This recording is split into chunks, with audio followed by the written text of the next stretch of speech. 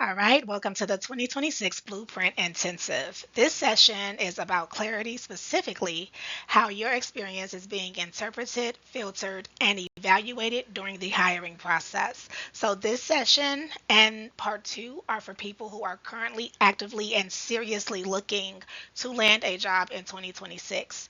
This is not about becoming more confident through repetition or hype. I'm not giving you any fluff. It is about learning how hiring decisions are made from the inside out and actually how decisions work and how to represent your experience in a way that aligns with those who are in charge of making those decisions.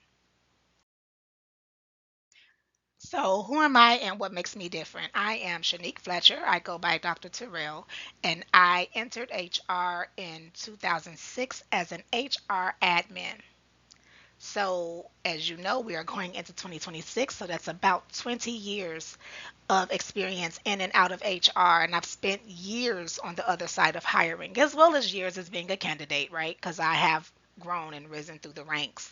However, I've spent a significant amount of years in recruiting and on the hiring side. So, reviewing candidate resumes, training the managers who are actually conducting the interviews, sitting on interview panels, advising C level and functional leaders in what it is we need in our candidates, and then supporting decisions that carry real organizational consequences. So, what makes me different is that my perspective is grounded in real time market exposure through recruiters. I deal with recruiters in the US, all throughout the US, as well as international. I am driving an international organization. So, it is imperative to have those relationships with recruiters in the US, throughout the US, as well as international. Dealing with staffing partners, professional networks that I am a part of, as well as conducting my own research. I get information daily and I spend time reading up on what is happening. I have to stay ahead of all HR trends as a requirement of my role as an HR executive. So this is not something that I piecemeal together. I'm not sitting over here Googling stuff and trying to find things that sound good. I'm not going to ChatGPT asking what is the next trend that's going to hit. That's not what I do. This is my actual profession. So this is not a hobby for me. It's my job. And I see repeatedly during these interview processes that there's not a lack of talent. You guys are able to do what it is you say you can do. Your resume shows us that. You guys have spent money on resumes to show us that. That's not the issue. The issue is that there's a lack of translation. There's a lack in the way you communicate what it is that you've done. Qualified professionals are passed over time and time again, not because they cannot do the work, but because decision makers cannot clearly understand the value of what it is they bring to the table. And that is why I created this series. I wanted to fill in that gap and address that gap from translating what you did to actually communicating and explaining it in a way that is clear and creditable in the interview process. So I come from a lens of hiring and evaluation. And I come from a place of hiring managers who need to assess the evidence of your resumes, who need to compare you to other candidates, who need to evaluate the risk of bringing you on if you are not the right person and how we can get you to be the right person, and then determining the readiness. What makes this process work, what makes this framework different, is that it is simple but also critical. I am not trying to improve your performance just for the sake of having you interview better. I'm actually trying to improve how you communicate and interpret what it is you did in your career. So I want to very quickly talk about the intent and the scope of this series, why I built it, and what it is that you're going to learn from it. Okay, so I call this the 2026 Blueprint Intensive. I don't call it a series, I don't call it a webinar. Now, as I'm talking about it, I may call it a series, I may call it a framework, but it is an intensive. I call it an intensive, one, because I am moving with intent. And two, it is going to take you some time to really understand what I'm saying and probably some additional time to grasp how to actually navigate what it is I'm asking you to do. This intensive is reframing your interview experience. It's going to help you see your own work in a way that hiring teams are able to see it. And then you'll be able to adjust how you communicate it. I use an evidence based approach. I told you, I've been here, I've been in this field, I've been in this industry almost 20 years. Everything in this framework is grounded in how hiring decisions are made.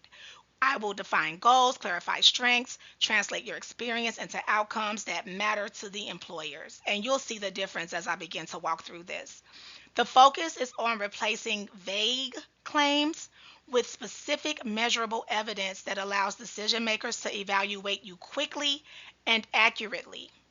Now, I know I said measurable evidence, and everyone has gotten into this framework now where they're saying, well, let me put metrics into my resume. Let me put KPIs into my resume. And that's the first step. That's only half of the battle. Structured decision making affects hiring decisions. We rely on patterns of recognition, and that's what I'm going to give you. I'm going to give you a framework to build your patterns of recognition. I'm going to teach you how to present your experience using repeatable structures, your role, your challenges, your actions, your results, and learning. And I'm not talking about STAR. I'm not talking about the STAR method. Recruiters and hiring managers have already said you guys have exhausted STAR. Everything sounds a little bit rehearsed. So I'm going to help you navigate how to still give that same relevant information, only better in the way that they actually want it. So your examples are easier to scan, they're and easier to compare to those who you are in competition with, and we can easily and fairly assess your experience. This work prioritizes clarity and insights over generic advice. I'm not giving you something I heard, I'm giving you something I know. I will align your stories to hiring criteria such as the scope, complexity, velocity, and behavioral signals so that interviewers understand not just what you did, but actually how you reached those conclusions and how you operate. Okay, so let's talk about what this intensive is not. It is not motivational content, it is specifically about self awareness and intentional communication. I'm setting realistic expectations and focusing on the deeper work of understanding what it is that you did in business and how to communicate that. I am not providing superficial motivational boosts. I'm not providing resume writing tricks. And I am not preparing you with generic rehearsed responses during your interview. I promise you, recruiters see straight through it. That's not what this is. Okay, let's talk about the time commitment. So, this framework requires time to properly apply it. Insight alone will not change your outcome because you've been doing what you've been doing during the interview process for a while now. All of those tips and tricks and scripts, y'all have been working that for a while. And so, it's going to take a minute for you to unlearn all of the bad behavior in order to implement new behavior. And that's just the truth of the matter. Now, if you're a fast learner, by the time you get through to the end of this session, you might pick up what I'm putting down and be able to move a little faster. But there are people who require hand holding, and I'm here for the hand holders. So I'm going to walk you through this at a pace that makes sense to make sure that you are catching everything you need to catch. And of course, you could rewatch it, but I'm going to take my time. I'm not going to rush. All right, so we're moving into origins and rationale behind the blueprint. So, what I really started thinking about that's going to make the difference. This framework was built, remember, it's built from the hiring perspective. Some coaches give you their perspective from being a candidate. I'm not coming from that view. I'm coming from the view of the person who is sitting in the interview room, the person who has built these processes, and the person who is training the person who is interviewing you. That is my perspective. It will reflect how candidates are evaluated in real environments, not ideal ones. So, we're going to talk about what you've really done in real time. The emphasis is on judgment, clarity, communication, not credentials. All right, so let's jump right in. Again, I will say this framework is grounded in real hiring practice, and I keep saying it. Why do I keep saying it? Because a lot of the tips and tricks you guys are using now are from a candidate perspective. There's not a lot of people really giving you insight into what it looks like from the hiring practice side. So I am reflecting how recruiters and hiring managers actually make their decisions. I'm showing you how we will prioritize judgment, problem solving, and clear communication over any credentials you hold. Doesn't matter the degree you have or how many degrees you have. Doesn't even matter how many years of experience you have doing the role. What matters is your judgment, how you problem solve, and clearly communicating that information. This structure is informed by survey data to ensure that evaluation points align with measurable, observable candidate behaviors. So we're watching how you communicate it, what you're doing when you're communicating, how is your confidence. We're looking at all of those things, and this is why I keep saying if you are giving us rehearsed answers, we will know. I'm a researcher. I love conducting research. I told you I do this almost every day at work. And so empirical studies indicate that many candidates fail to convey their real capabilities, causing missed opportunities despite having the talent that we need. If you can't communicate it, it doesn't even matter that you have it. So this blueprint addresses the communication gap, improving translation from experience into meaningful narratives. Most candidates who are rejected are qualified. Some of y'all know this just from life. You've been qualified for most of the jobs you've applied for, but you still get rejected. The issue is not capability, it's about communication. And when experience is unclear, we as decision makers cannot take any risk that you're going to come into this organization and not be able to do effectively what it is we need you to do. Not from the task side, but from the problem solving side. Data from human resource analytics reveal qualified applicants often lose out to jobs that they really want due to having vague or incomplete self presentation. You're only giving us part of the story, and that's the part that you've rehearsed. This subtopic will explore how clear communication is critical for advancing through hiring funnels.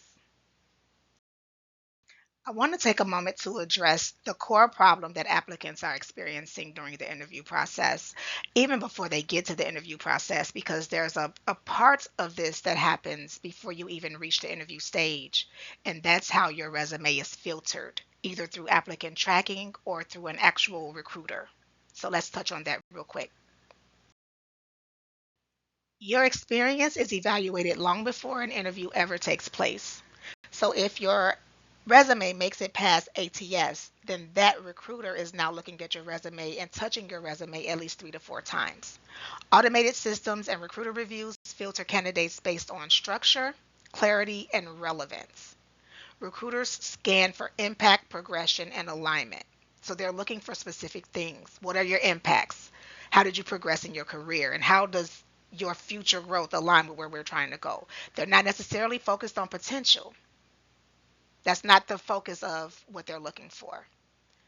Where experience is unclear or poorly structured, qualified candidates will screen out early. You are not even moving forward in the interview process because your resume is unclear or poorly structured. And when I say poorly structured, that goes back to ATS. Before an interview happens, your work is already being judged through job descriptions. So they're comparing what you have given us to the job description. We're making assumptions about what it is you can do based on what you've provided us. We have time constraints that we have to meet, and so sometimes these things drag out or they move a little faster than we would like being the recruiter or the hiring manager. And then limited context because reading your resume does not give us everything that we need. That's why we have an interview. If your experience cannot be understood quickly, if we cannot accurately understand what it is you're trying to say, then we cannot select you with confidence to move forward in the interview process. So I just told you that your resume does not convey everything that we need to know about your experience. Your resume is what opens the door to the interview. Clarity is what helps you to interview with confidence. Clarity changes how you move in the interview process. It reduces anxiety, it sharpens your confidence, and it supports better decisions. Ambiguity, on the other hand, creates hesitation. This is where we get those long pauses when we're asking you a question and you have to pause and think because you're trying to recollect what you want to say. It causes stress because you're scared you're going to forget to mention something that you've rehearsed.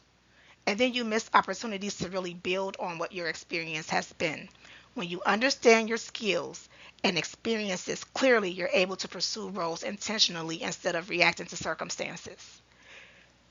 The truth most people are not told is that being qualified does not equate to being clearly understood. You can be qualified for a role and still miss the opportunity because you were unclear in your interview process. Hiring decisions are made not on effort, not on tenure, or how hard somebody worked. Hiring decisions are made on clarity because you have to be able to clearly communicate what it is you did with confidence. Being unable to clearly communicate your experience and what you've done in your career does not mean that you are underqualified. It just means that your experience is undertranslated. Many applicants undervalue or they fail to communicate their accomplishments effectively. That equates to lower callback rates. And if you don't get a callback, you can't advance your career. Data from hiring platforms report that explicit results and impact descriptions dramatically increase hiring likelihood.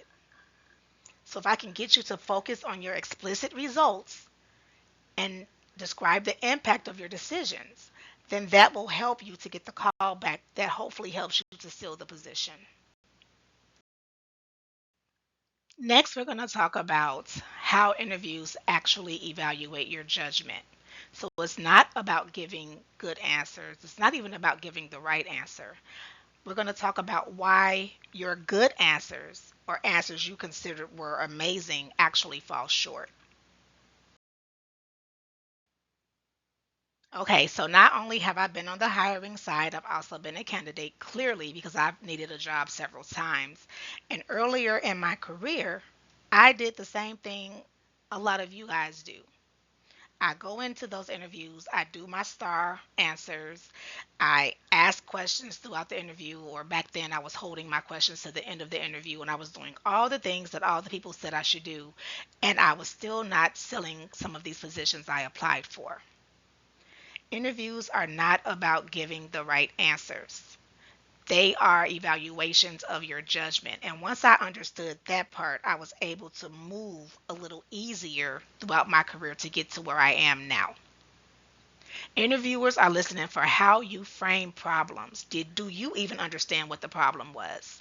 And then how you prioritize under pressure, how you make those important decisions when you have explicit deadlines or there are specific things that need to be done to make the decision.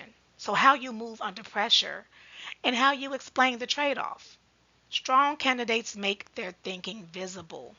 You allow us to see what your thought process is instead of just giving us a star response. Star just gets us to the results. We don't want to just get to the results. We really want to understand what your thinking process was. That's the difference. Most candidates approach interviews just believing that success comes from answering the questions correctly, and it does not. Behavioral interviews and case scenarios are designed specifically to surface your decision making process, how you reason, and how you prioritize under complexity. All of that carries more weight than being able to list off what task you completed. So let's talk about distinguishing task thinking and decision making. So, again, many candidates can describe what they did. Stronger candidates will explain how they thought.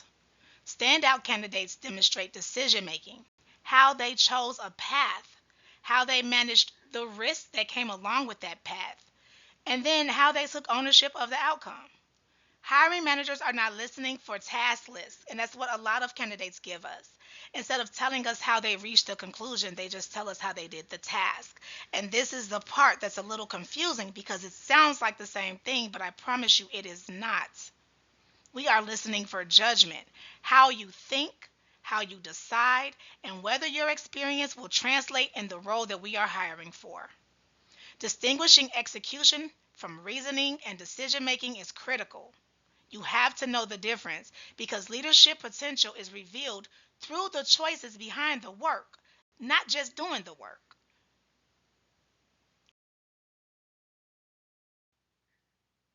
I've seen a lot of posts and different videos where people are saying like they've done all these interviews, they get to the end, and then they can't get the interviewer to give them feedback. I'm going to tell you why. Feedback consistently shows that average and generic answers fall short. Those answers fail to differentiate you from other candidates. So, why should an interviewer spend time giving you feedback when you gave them basically the same responses as the other person who interviewed who also didn't get the position? That there's no benefit in that. And that's why a lot of them won't give you the feedback. Responses that move people forward demonstrate insight. You offer contextual awareness and ownership. They show how decisions were made, not just what was done. This is why answers can sound fine. You feel like you did a good job answering the interview question, but you still fell short.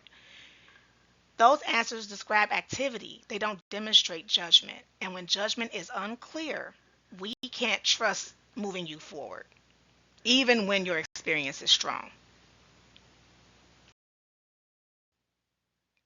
So let's actually walk through the blueprint framework. It's a structure for how experience is evaluated, understood, and trusted by those who hold the decision to move you forward or hire you. The career blueprint breaks experience into four components. You have context, judgment, and then impact and transferability. So the structure was designed to help you evaluate your own experience so that you can present it in a way that aligns with what they are looking to hire. Okay, so the blueprint gives applicants a clear structure for presenting the elements that interviewers are really looking for in order to evaluate your credibility and your value. So, those three keys are context, judgment, and impact. And that will help to explain why some of your interview answers fall short, why some of them don't land and some of them do. The framework reflects how experience is interpreted and trusted in real life interviews. Once you understand that part, your interviews will stop feeling random and more intentional because you are no longer guessing what the interviewer wants to hear. You're actually giving them what they expect. This framework allows you to identify strengths, gaps, opportunities, and risks within your experience. If you have ever heard of SWOT or if you have ever done a SWOT analysis, then you understand what this means. It replaces guesswork with structured reflection and consistent messaging. By breaking experience into clear components, the framework supports self evaluation that aligns with hiring criteria, strengthening both your internal clarity and external presentation, how we see you during the interviews.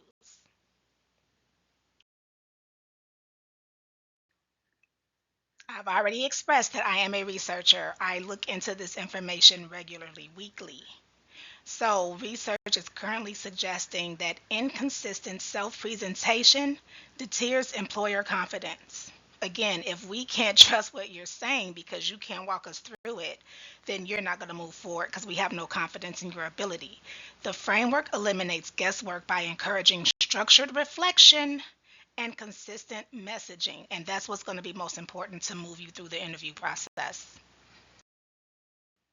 So, we're going to walk through the steps of the framework. We're going to start with context. Context answers one question, and that is what environment were you operating in when this work happened? So, where were you working? What were you doing? What was your role? What was the responsibility? As you're answering these interview questions, that's what we're trying to understand.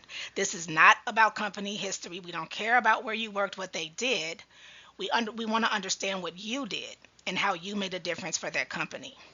It is decision context. Interviewers need to understand the stakes, the constraints, and the complexity of the situation you were working in or working towards in order to evaluate your judgment accurately.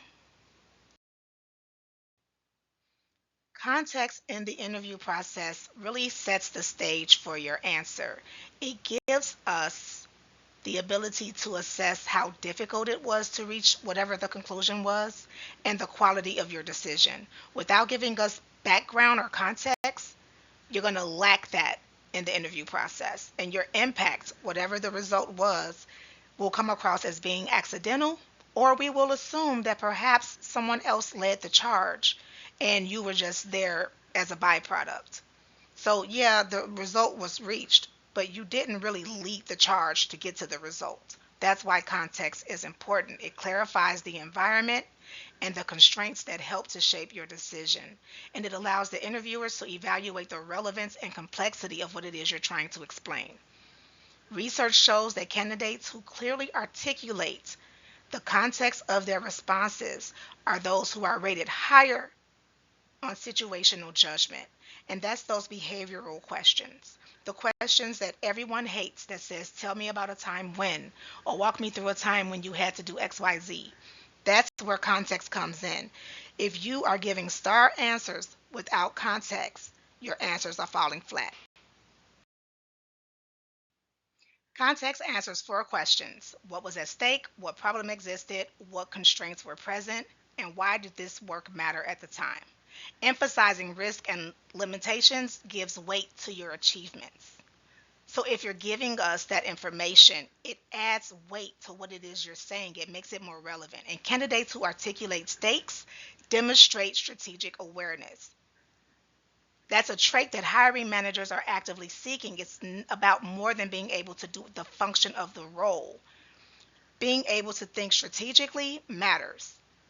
Interviewers can't assess judgment without understanding the environment in which decisions were made. We have to understand what the context was. And when context is missing, again, your impact feels accidental or like you just fell into it because somebody else led the charge. Every single role includes stakes and constraints. Your responsibility is to make them visible, to walk us through it so that we can see how you navigated that situation in your interview response. When you explain what was at risk and what limited your options, your decisions then are more creditable and they carry more weight. Purpose driven communication intentionally aligns the candidate's story to the organization's priorities.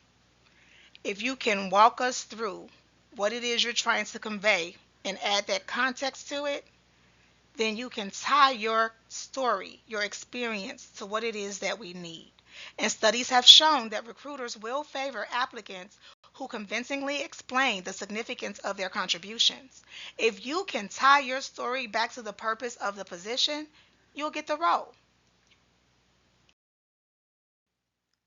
Component number two is judgment, and this is where many candidates will lose points in the interview process and they don't even realize it. The reason they are losing points is because they begin to focus on tasks. I talk about STAR a little bit in this presentation, and if you know the acronym for STAR, then you have a clear understanding that it talks about situation, tasks, actions, and results. Tasks and actions are where we need to clean up. This is why I don't like STAR. This is why I'm trying to get you guys to focus a little bit more on SWOT, because judgment is where you guys fall back into talking about tasks. Judgment is not about what you did. It's about why you chose to do things the way you did. And this is where you make your thinking visible, where you show us how you prioritized and deprioritized and how you navigated those trade offs. In your interview process, hiring managers are not evaluating your tasks. They are evaluating decision making, judgment. Tasks show activity. We know you can do the activity. Judgment shows leadership. Judgment is revealed through your choices, explaining your criteria, your trade offs, and your reasoning. That's what they're looking for in the interview process. Can you show how you set priorities under uncertainty? Can you show how your decisions have impact in the organization, or how you assessed impact, how you assessed risk, how you tested the assumptions and communicated the decisions? All of that is judgment. And this is how leadership and problem solving capabilities become visible in the interview process. Judgment answers four questions: what did you prioritize? What did you choose not to do? What trade offs did you navigate? And how did you think through the situation? Explaining the rationale behind those decisions, especially when you are balancing competing demands and competing deadlines, that is what demonstrates critical thinking. And that is something that is needed if you plan on interviewing for a position in leadership. Interviewers consistently look for evidence of how candidates weigh multiple factors. The jobs you have had are not stuck in one lane. There are multiple lanes to every position you have ever held, and those lanes intertwine and interconnect. And if you are looking for a leadership role, you have to be able to explain that part of what it is you did. How you weighed multiple factors and made disciplined decisions and disciplined choices under pressure. And I mentioned leading a team because if you are watching this video, then you are somebody who is probably looking at a next level role. So you're looking to walk into a leadership position, or you're looking to grow into a position that takes you into a leadership role. Leadership is not defined by task. I don't do task in my role. My direct reports complete the task. I oversee and I strategize. Leadership is not defined by task, it's by decision making and influence. That distinction allows applicants to articulate contribution beyond execution. This matters because hiring managers are assessing how you think, not just what you did. Tasks show activity, judgment shows leadership. So if you're looking for that next level role, you have to be able to communicate how you led these decisions. Tasks deliver outputs. Decision making resolves ambiguity. Leadership multiplies impact by aligning people and direction. Hiring teams are listening for where you operate most often. Are you a task driven person, or are you strategic? Are you making decisions? Are you being a leader? That's the difference. And that's what really draws the line between those who are going to move forward in the interview process and those who fall off. No matter how good you think your answer is, if it's geared more towards task, and we're not just looking for somebody to work a machine, you're going to fall short unless you show that decision making and those leadership abilities, period. The last two components of this framework is impact and transferability. Impact explains what changed as a result of your work and who or what was influenced. That goes beyond your metrics. We talk a lot about putting metrics in your resumes, and that's great. Put the metrics, whatever the percentage is, whatever the number is, put that information, but you have to still be able to speak to the impact. It goes beyond the metrics. Metrics are helpful, but you have to be able to clarify the outcomes, the momentum, and the significance of the decision, not just the metrics. And then transferability. This is the most overlooked component, and it's also the most powerful. Transferability connects your past decisions and impact to the role that you are applying for. It makes your experience relevant, not just where you have been, but where you are going. You have to be able to make that connection if you're going to move forward in the interview process. Let's focus on impact first. So, impact answers one question, and that question is what changed because of your decision? Impact can include outcomes, improvements, efficiencies, risk reduction, or influence on people, processes, or results. Any of those. That's your impact. But it has to be communicated clearly. You have to make sure that you're communicating it effectively and clearly. Reflecting on what shifted as a result of your work demonstrates accountability and forward thinking. This framing aligns directly with how interviewers assess future potential. If an interviewer cannot hear what changed, your experience sounds busy. It sounds like you did a bunch of different tasks in order to hit your goals and your metrics. You have to be able to speak to exactly what changed because of your decision. That impact is what allows someone on the other side of the table to confidently say and justify their decision to either move you forward or hire you. This matters because without impact, experience lacks weight. I talked about weight earlier. Impact is the difference between activity and actual value. I said a moment ago that transferability is the final but most overlooked component. Transferability answers why does your experience matter here, right now, in the moment of this interview? You have to speak to what matters to the role. They don't want to hear every single thing you did. You have to speak specifically to what matters to the role. This is why I advise people that I coach to study that job description, study the company, make sure you're familiar and you're not having to take long pauses to think. You have to make a connection with why your experience matters for this company in this role right now. Hiring decisions are forward looking. We are not trying to hire your past. We're trying to meet you where you are to see how you can improve where we're trying to go in the future. When you articulate transferability, you move from describing your history to demonstrating your potential for the future. That matters to the person you're interviewing with. That matters to the company you're trying to get employed by. This is the difference between being impressive and being hireable. Yes, your resume can scream you have all the degrees, all the experiences, you worked for all the companies. But why does that matter now? What did you do then that matters now to where we're trying to go? Transferability clarifies what carries forward, what is relevant to the role, and how your experience scales or will scale and adapt to what is needed. Research consistently shows that candidates who make these connections are rated as stronger fits. This matters because hiring teams assess future application, not past comfort. Transferability is what turns experience into potential. You have to be able to speak to how your experience transfers to where they're trying to go. This is also why the questions you answer or the questions you ask at the end of the interview matter. You don't really need to be asking those basic questions. You need to ask forward thinking questions of where they're trying to go. What does this look like? Where are you trying to scale to?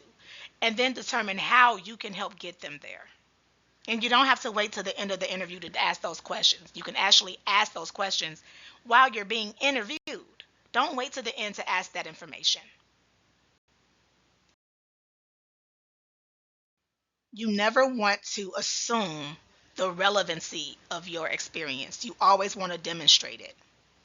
Connect your achievements directly to the role's requirements. Study that job description. Study that company. Get as much information as you can. Review who their competition and their competitors are. Look up that information. Study them as well. You want to walk in fully loaded, understanding what's going to be needed next. Identify gaps. If there are gaps, if there are areas where you do need development, they're not scared to develop you. They are looking forward to developing you. We understand that even if you come in with all the experience we're asking for, you will still need to be developed. There is still a learning gap. So make sure you communicate that honestly, but you have to show how you are currently addressing them, what your plan is in the future to address them, so that it's not a major concern. Clearly stating the results and influence of your actions demonstrate tangible value. Hiring data shows that candidates who quantify and contextualize their impact are viewed as more credible. If you can quantify it, that's those metrics, and not only quantify it, but contextualize it and speak to it, you're a more creditable candidate. And those are the candidates that move forward because they're more compelling. Their story matters to where we're trying to go.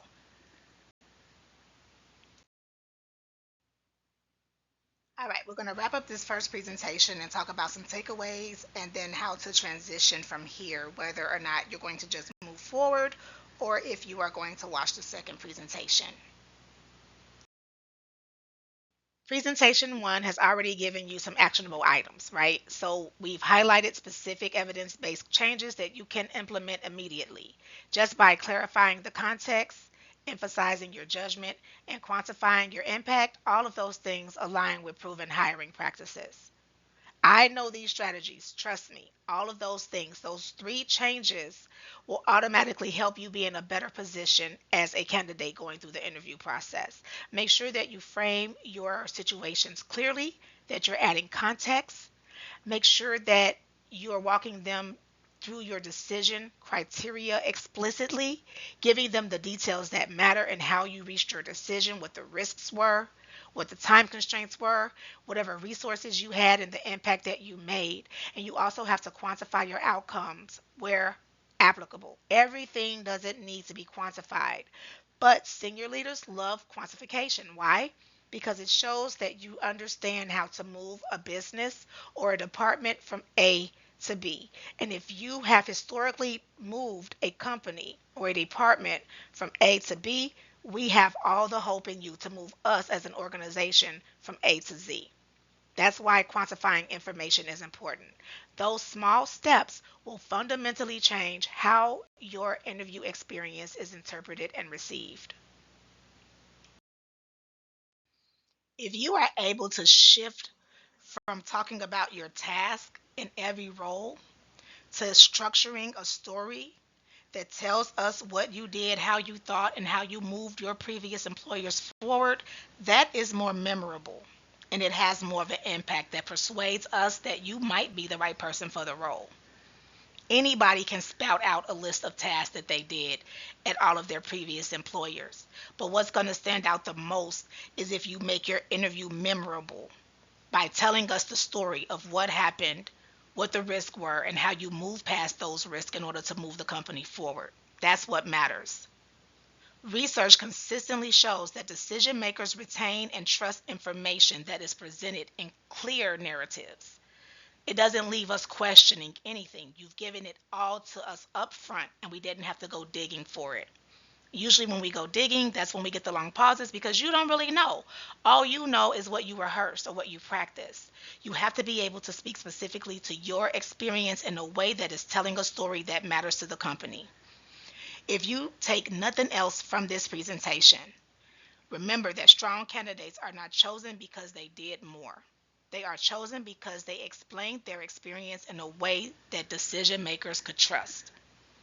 Lists are forgettable. Anyone can spout a list. But if you structure your candidate story, it's going to be more memorable because we're going to be able to tell those hiring managers or senior leaderships, this is why we think this is the right person. Not because of a list, but because this is what they did and this is how they reached those conclusions and decisions.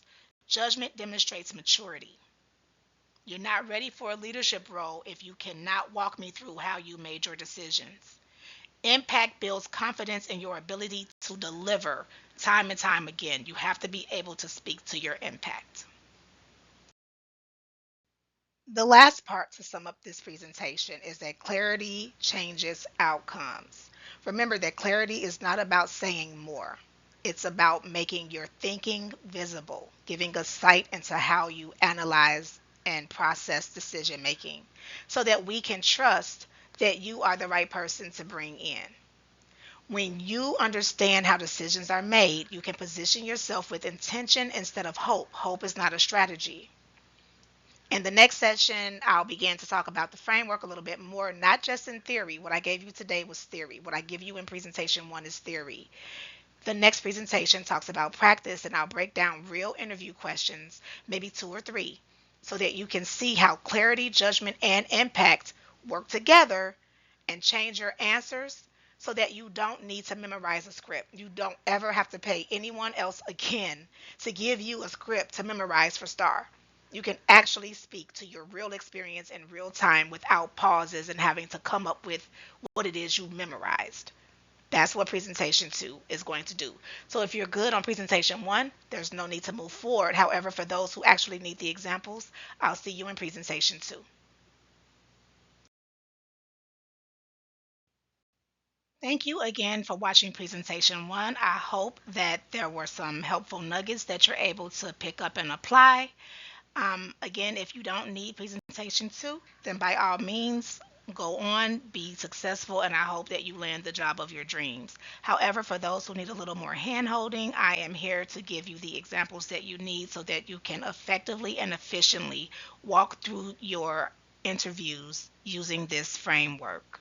So, presentation two will shift to application. I'm going to give you probably 2 to 3 examples that you can use and begin to practice under your own umbrella of what you've done and apply it to your real scenarios to begin reshaping how you communicate your experience in your interviews. This learning by doing approach will reinforce retention and build your skills in real time and allow you to speak with more confidence because you're talking about what you actually did, not what you actually remembered. See y'all in the next video.